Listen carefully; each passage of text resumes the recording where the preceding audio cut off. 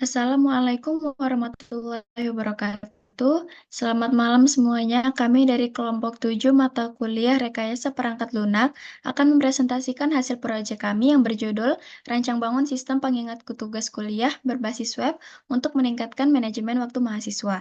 Sebelum itu, izinkan kami memperkenalkan anggota kami. Yang pertama ada Felix John Pardamen Huta Barat, kemudian saya Akila Devianti, kemudian Rani Indasari, dan Yuda Advis Ambrosius Sitohang. Next. Nah, untuk materi pertama yaitu latar belakang akan saya bacakan. Mahasiswa kesulitan mengelola tugas karena banyaknya beban akademik dan non-akademik, yang menyebabkan sering lupa deadline tugas yang berdampak pada performa akademik, dan belum ada sistem pengingat yang fleksibel dan mudah diakses. Solusinya adalah dengan cara merancang website pengingat tugas kuliah berbasis web yang responsif dan user-friendly. Kemudian untuk rumusan masalah, yang pertama ada identifikasi masalah, di mana mahasiswa kesulitan dalam mengelola tugas dan sering terlambat atau lupa deadline, dan tidak ada sistem pengingat yang efektif. Kemudian untuk rumusan masalahnya, yang pertama ada bagaimana website pengingat tugas dapat membantu mahasiswa. Kemudian seberapa efektif sistem ini dapat memanajemen waktu mahasiswa, dan bagaimana cara merancang sistem yang mudah digunakan. Nah, jadi tujuan penelitian ini adalah untuk mengetahui apa langkah yang dapat dilakukan para pengembang perangkat lunak dalam membantu mahasiswa dan pengguna lainnya dalam mengatur tugas yang diberikan. Yang kedua, untuk mengetahui seberapa besar pengaruh efektivitas pembuatan website pengingat tugas kuliah dalam mengatur kestabilan waktu pada pengguna, khususnya mahasiswa. Dan yang terakhir, untuk mengetahui struktur pembuatan website pengingat tugas kuliah agar dapat memudahkan para pengguna dalam memakai website tersebut.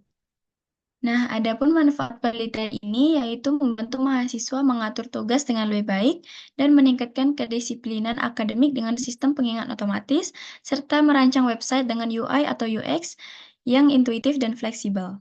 Nah, materi selanjutnya akan dibacakan oleh teman saya, Rani. Baik, di sini saya akan menjelaskan metode penelitian, di mana pendekatan yang kami gunakan yaitu metode SDLC, yaitu waterfall. Nah, yang pertama itu kita melakukan analisis kebutuhan, di mana kita mengidentifikasi fitur utamanya.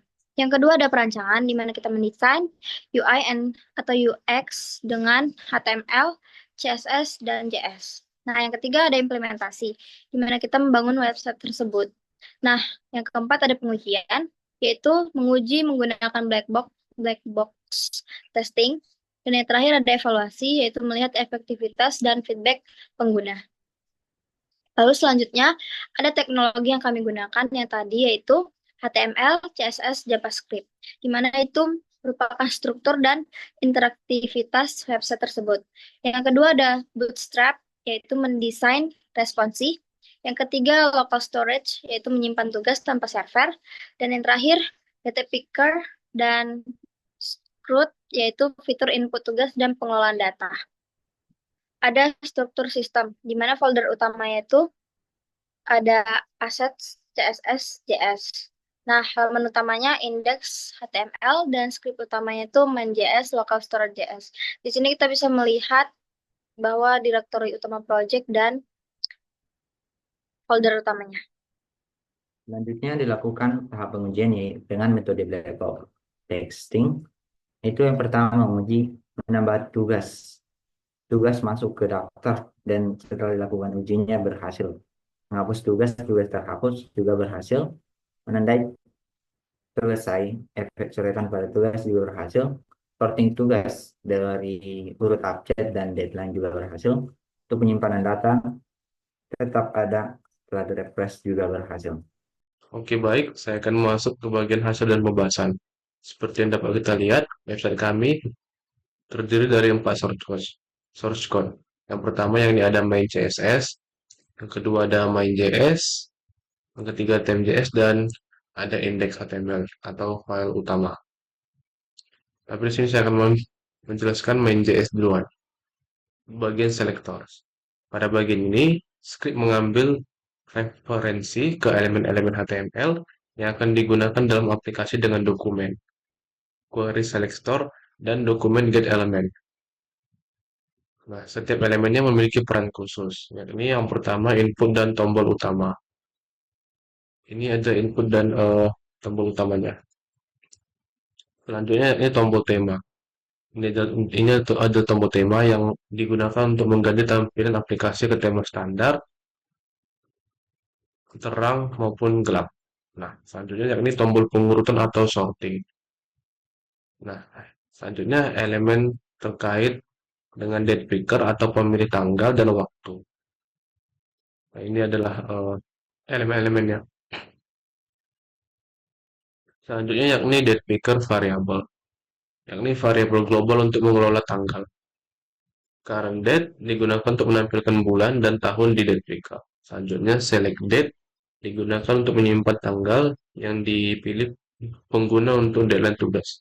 Selanjutnya ada event listener, yakni digunakan untuk merespon interaksi pengguna. Berikut adalah daftar event listener dalam kode ini. Yang pertama yakni menambahkan tugas saat tombol diklik, yakni ini, to do btn. Ketika tambal ketika tombol tambah atau to do btn ditekan, maka fungsi add to do akan dipanggil. Nah, selanjutnya yakni menghapus atau menyelesaikan tugas. Deteksi klik pada daftar tugas. Jika tombol hapus atau centang ditekan, fungsi delete check akan dijalankan. Ini adalah kodenya.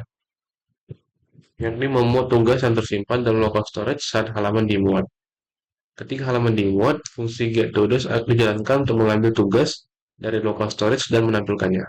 Selanjutnya, mengubah tema saat tombol tema diklik. Ini mengubah tampilan website berdasarkan tema yang dipilih pengguna. Ada tema terang, ada tema standar, tema terang maupun tema gelap.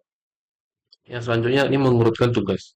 Setiap tombol pengurutan akan memicu fungsi sort to dos untuk mengurutkan tugas.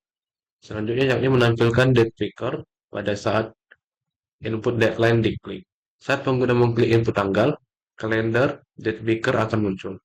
Yang selanjutnya yakni navigasi bulan di date picker, yakni memindahkan kalender ke bulan sebelumnya atau berikutnya. Selanjutnya ada menghapus atau memilih tanggal di date picker. Yang pertama ada clear date btn, yakni menghapus tanggal yang dipilih. Selanjutnya ada set today, yakni memilih tanggal untuk hari ini. Berikutnya ada confirm date, yakni menyimpan tanggal yang dipilih ke dalam input. Nah, kita akan masuk saja langsung ke fungsi utamanya. Nah, ini dia fungsi utamanya. Ya, ini yang pertama ada ini function add to do. Nah, function add to do ini bertugas untuk menambah tugas baru. Ya, jadi fungsi ini ada beberapa tugasnya, yakni yang pertama memastikan input tidak kosong, yang kedua membuat elemen baru agar masuk ke dalam daftar tugas, yang ketiga menyimpan tugas di local storage, dan yang terakhir menambahkan tombol hapus dan tombol centang. Oke, selanjutnya yang ini ada function delete check. Nah, fungsi ini bertugas untuk menghapus dan menandai tugas yang telah selesai. Dengan syarat, jika tombol hapus diklik, maka tugas akan dihapus setelah animasi selesai, dan jika tombol centang diklik, tugas akan diberi tanda selesai. Oke, baik. Selanjutnya kita akan langsung masuk saja ke kode berikutnya, yakni time.js. Nah, yang pertama yang ini ada fungsi format time. Nah, fungsi ini digunakan untuk mendapatkan waktu saat ini dan mengubahnya menjadi format yang kita inginkan.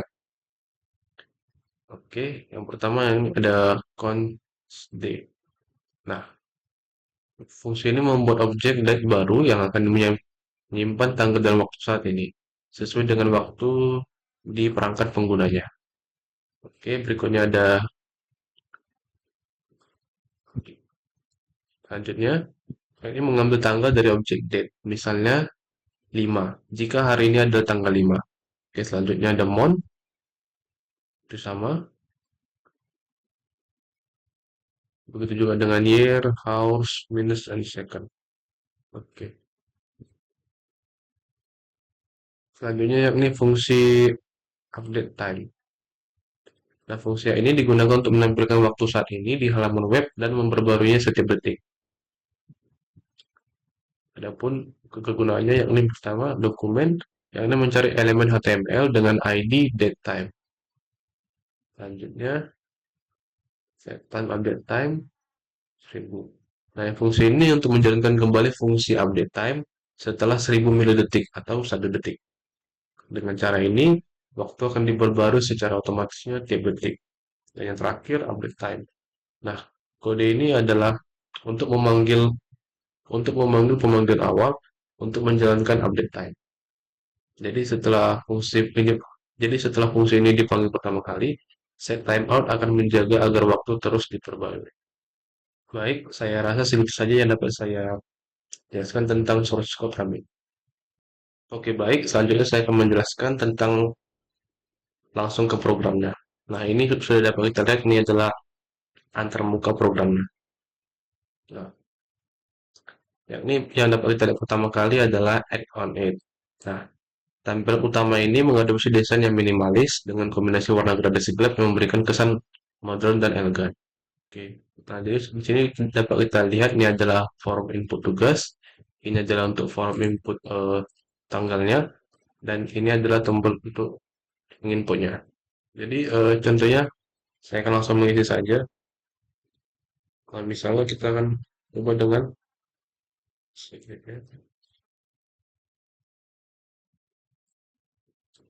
oh, nah, jika kita tekan enter, maka dia tidak akan bisa. Karena harus diisi dulu keduanya, yakni form input tugas dan form input tanggalnya.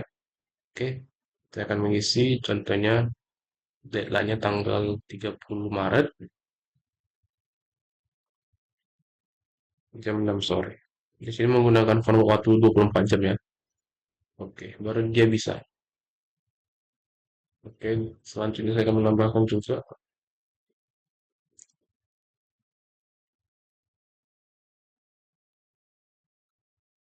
Contohnya ini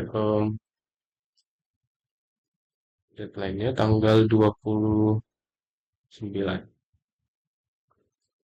jam 3 ini semua. Oke. Dan yang terakhir saya akan menambahkan dari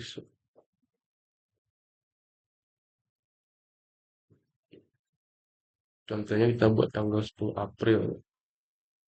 Oke, jadi di sini sudah ada tiga, yakni yang pertama Sibir Store Data, website pemrograman web, dan mini research calculus. Nah,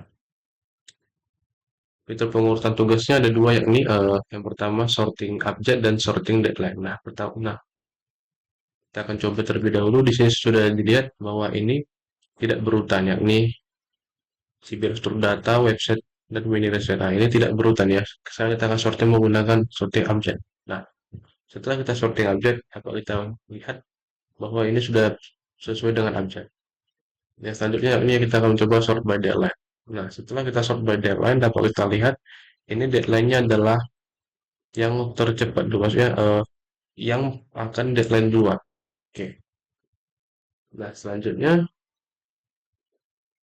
fitur website ini ada beberapa, yakni dia ada warna standar, ada warna terang, dan ada warna gelap. Dan ini jika kita refresh, dia tidak akan hilang karena dia telah tersimpan di local storage, yakni penyimpanan di browser. Nah, contohnya jika kita sudah siap menyelesaikan si berstruktur data, kita dapat langsung menandainya dengan tanda centang dan sistem akan langsung mencoretnya. Setelah itu kita baru setelah itu kita akan hapus. Tapi kita juga tidak perlu menandai dengan selesai, kita bisa langsung saja menghapus.